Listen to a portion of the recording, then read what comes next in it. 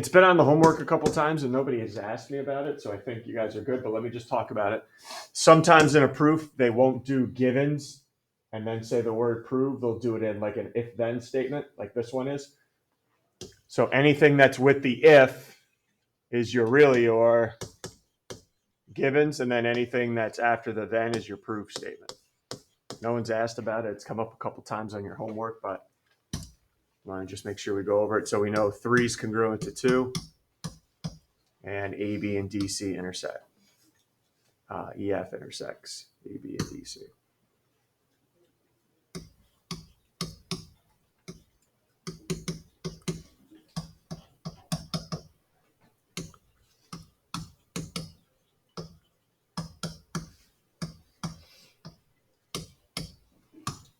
All right, guys. Did you mark your diagram with arc marks? Hopefully. Did you do it? We got 3 congruent to 2, right? That's it. Come on. 3 congruent to 2. Let's get your arc marks there. 3 congruent to 2. Arc marks. Good.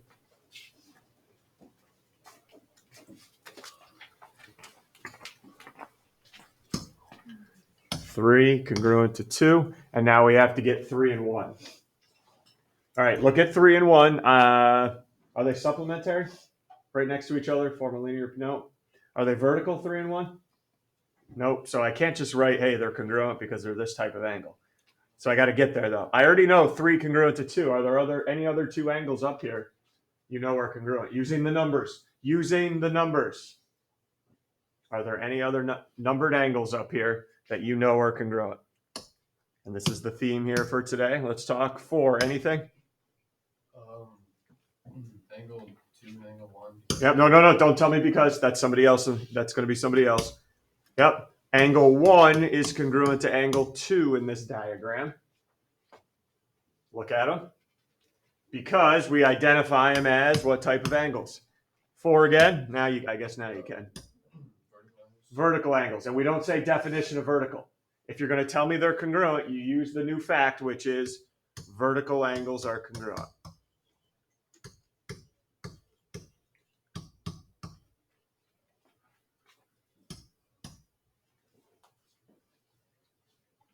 All right, so I got 1 and 2, but hey, guys, I'm trying to get the 3 and 1. Trying to get the 3 and 1, though. Look at your proof right now, because there's nothing else we can do based on the diagram. Look at your proof. Look at the given. 3 is congruent to 2, and we just wrote down 1 is congruent to 2. This is something we've talked about. How can I put the 2 together here to get a conclusion? Repetition. Angle 2 is repeating itself. 11. 3 and 2 are the same. 1 and 2 are the same. 3 and 2. 3 and, oh, that's given. All right, 3 and 2 are equal. 1 and 2 are equal. 3 and 1. 3 and 1 are equal. And Kelsey just used something we like to call 6. And know what you used? Substitution. There you go. That's what today is really about. Substitution. Again, as we talked earlier in the unit, anytime you see repetition, the other two have to be equal to each other. Substitution. We are right on the basic before I go a little upper level on you.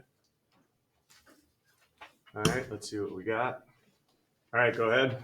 Give you guys a minute or two, set up your reasons and your statements.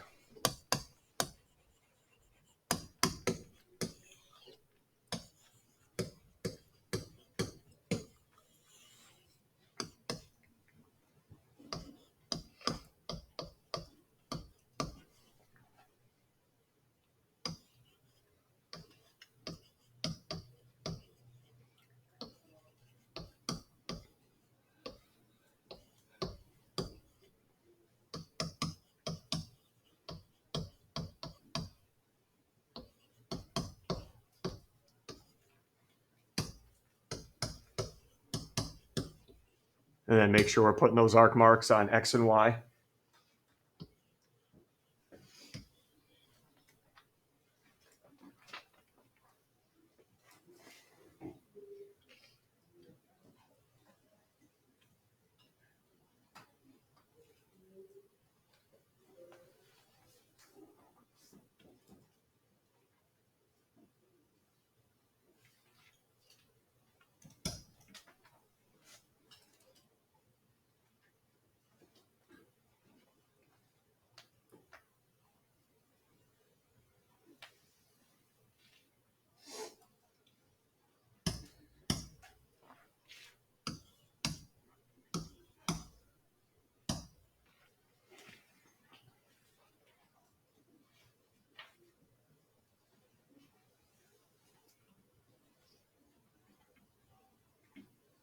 All right, real quick before we start this proof.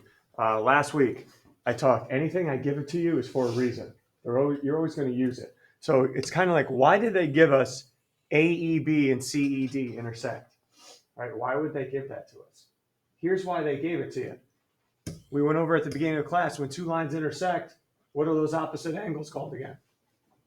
Vertical angles. So they're kind of giving you guys a little, hey, wake up, wake up, wake up. AEB and CED intersect each other. Maybe look for some vertical angles here too in this proof. They're kind of giving you a little hint on where to start. Excuse me. So X and Y are equal. Is there any way or any vertical angles you could see that maybe I can use with X and Y to get to this proof statement? M and N. This is a tough one. They're going to get a little tougher now. Are there any vertical angles I could use? Are M and N vertical first? I probably should ask that. Are they vertical? No, they're not formed by intersecting lines. All right, so M and N, they're not vertical. But are there any vertical angles I could use along with the other given, X and Y, to maybe start thinking about why M and N are congruent here? Take a look at it. Give you guys time to think. That's why they gave us the lines intersect.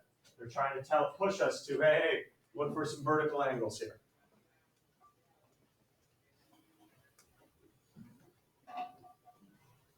Do we see any that maybe we're going to, because I got to use X and Y too. They wouldn't have given me that. Got to use X and Y. Any big vertical angles up there we can see? Adam, what's up? Angle DEA and angle BEC. Yep. Let me highlight them up here for everyone so everyone can see. Abbott told us DEA, this big dog here, and angle BEC, this one right here. Everyone see the two intersecting lines form those two vertical angles? Well, I want to plan this out before we write it. How's that going to help? How can I use those verticals with X and Y to get to M and N? Now we're going real old school in the unit. What's up, Spence? Okay, if I want to do that, though, I need bisects or midpoint. Do I have those words anywhere? So I don't know if anything's being cut in half. Things got to be cut in half for me to use that, right? So I want to see the word bisects, which I don't see. Anna, what could I do with these two? Subtraction. I could subtract them, right? The verticals minus X and Y would give me M and N. This is a subtraction problem. How many equals do you need to subtract? 2. I only gave you 1. Where's the other pair coming from? My vertical angles I just marked. All right, so the first thing we're going to go back and say angle DEA congruent to angle BEC. Vertical angles are congruent.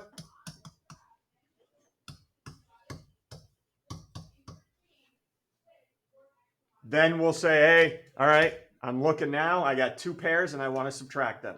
Angle DEA minus angle X equals angle BEC. No, I don't want to say M. Remember, you're doing that's subtraction and substitution in the same step. I want to say the pairs subtracted are equal to each other. Don't do subtraction and substitution, same step. BEC minus angle Y. There's subtraction. Now I want to use substitution.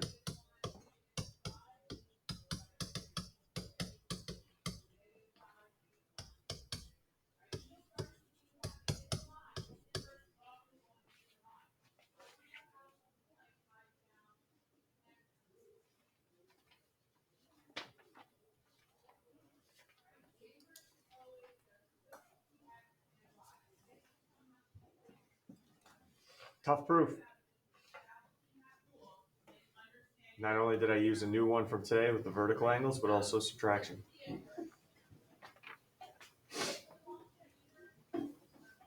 Anything? Want to ask? Going? And then one more tough one here. All right, do your thing.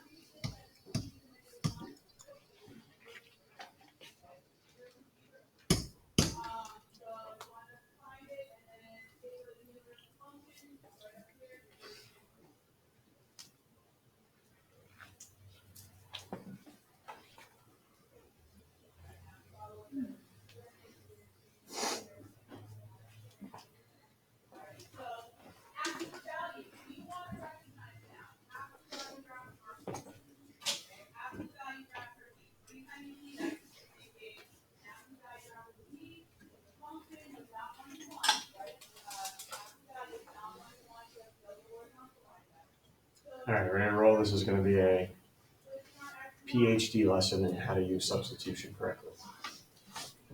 I got to get 4 and 6 equal, right? 4 and 6, but they're not vertical, so get off of it. I already know 1 and 2 and 2 and 3 are equal.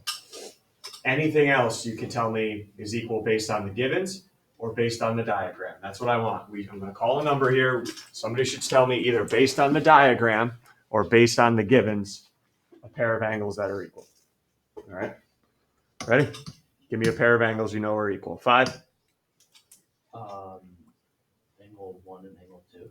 Angle 1, and that's given. I know that already. Oh. Something else that's not given that I know. Something you come up with. Angle 6 and angle 3. Okay. Angle 6 congruent to angle 3. Why did you say they were equal? Because of vertical pairs, vertical angles. Yeah, vertical angles, okay. Vertical angles are congruent. Now, I haven't gave you that pair. Could somebody else give me another pair of vertical angles that, right? You could have? All right. Do not list them all out. List one pair and that's it. One pair per statement and stop. Do not list all the vertical angles out. It's going to be so confusing. We're going to stop right here now and look at what we have. Instead of writing down more and not knowing where it's going to lead to, let's stop right here. Ready? You have 1, 2, 3 congruent statements written down for me. 3 right now. And I can use substitution. But, and here's the goal of this proof and what I need to get through to you, is when you use substitution, you cannot use all 3 of those. You can only pick 2 of them and use substitution. So here's what I want one person to do for me right now. Pick 2 of those statements where an angle repeats and tell me. Pick 2 of those 3 where an angle repeats and tell me what you're picking. Which 2 are you picking up here out of the 3 where an angle repeats itself? 11. Pick 2 out of those 3. Angle 2 and angle 6 are Oh, hold on. Don't just pick 2. Well, I don't want the conclusion yet. You go ahead. Just pick 2. angle 2 and angle 6.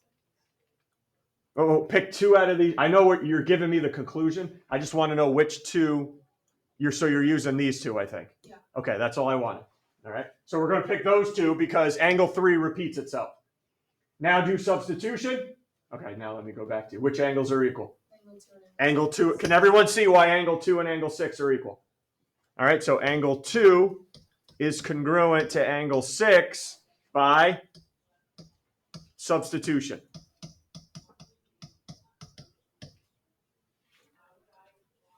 And a little piece of advice, maybe don't actually cross them off, but maybe put like an X next to them that says, hey, I've used those already. All right, I've used them. I don't want to go back and reuse them. All right, Kelsey picked these 2. She left this one hanging. Can I still use this one with what I just wrote down? 1 congruent to 2, 2 congruent to 6. Use substitution again in a separate step to tell me what 2 angles are equal. 8, 1 congruent to 2, 2 congruent to 6. 1 and 2 and then 2 and 6. I already wrote that down. I'm looking at these 2 right here. 1 congruent to 2, 2 congruent to 6. So 1 is congruent to 6 because they're both equal to 2. That's substitution a second time. All right, I used them. Cross them, I used them. So look at my proof right now. I've used everything so far, right? But have I got to the proof statement yet? 4 and 6? No. So you need to go back to the diagram and tell me something else that's true. Now look where I am. Look where I am. I'm at 1 congruent to 6, but I need 4 congruent to 6. So maybe right now when I call on, you want to give me something about angle 4. All right, give me something about angle 4, because I'm at 1 and 6, but I need to get to 4 and 6. So give me something about angle 4. 1? Angle 1 is congruent to angle 4. 4 and 1 are equal. Because they're what, Anna? Vertical angle. Vertical angles are congruent.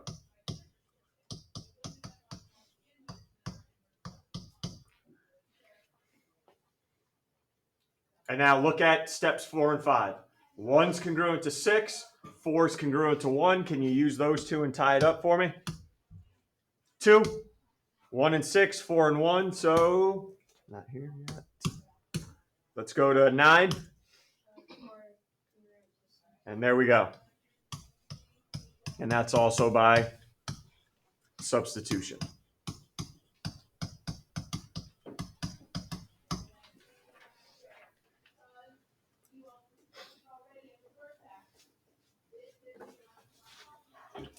Substitution. Pick 2. That's it. You're only allowed to pick 2. If you have 3 listen. If you have 3, like we had 3 up here, you're going to have to do substitution twice. Pick 2, use substitution. Pick the remaining 2, use it again. All right? So you only can use substitution on 2 at a time. Questions? All right, let me give you a little update on your homework.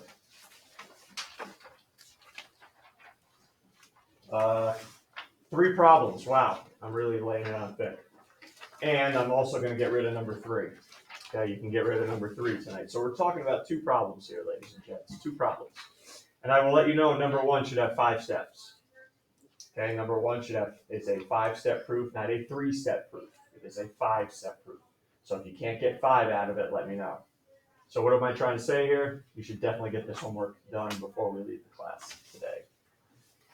All right, but take your time on that proof. Talk to people in your group if you want to, but it should be a 5-stepper. Substitution. 2 at a time.